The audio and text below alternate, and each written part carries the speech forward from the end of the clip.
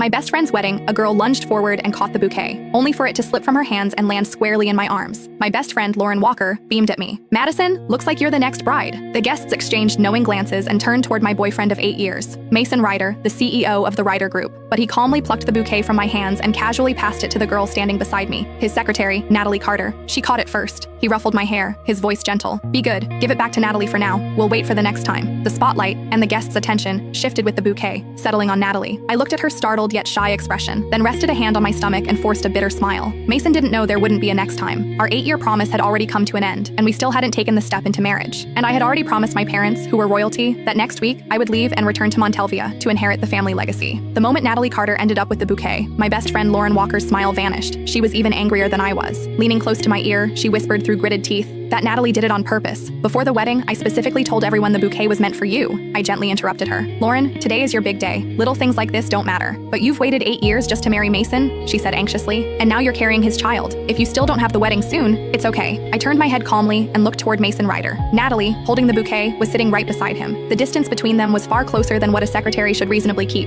Most of the guests were friends who knew both Mason and me well. Their eyes drifted toward me, curious, sympathetic. Lauren grew even more upset and squeezed my hand tightly. "Madison, I looked into Natalie earlier. She's a calculating gold digger who specializes in seducing rich men. She's been trying to get close to your boyfriend for months. You need to be careful. Lauren, you're the most beautiful bride today. Don't worry about me." I squeezed her hand back and gave her a faint smile. "Besides, I'm not planning to marry Mason anymore. I haven't even told him I'm pregnant." My words were so shocking that Lauren's eyes widened as she stared at me in disbelief. After a long silence, she finally remembered that the wedding ceremony still had to continue. When the wedding ended, Lauren hugged me tightly. "Madison, if you need any help, just tell me. I support whatever decision you make." "What decision?" After she left, Mason walked toward me, calm as ever. "What were you two talking about just now?" Out of habit, he reached out and draped an arm over my shoulders. I shifted slightly to the side and avoided the gesture. "Nothing." He didn't seem to mind my reaction. With a soft laugh, he said, "Are you angry? Natalie caught that bouquet first, after all. She's a young girl. Of course, she dreams about weddings. Catching the bouquet was just her way of borrowing a little luck. Didn't we agree we'd wait for the next time?" He leaned closer, stroking my hair as he patiently tried to soothe me. "Why care so much about Lauren's bouquet? When we get married, I'll prepare an even more beautiful one for you. You can have as many bouquets as you want." Silently,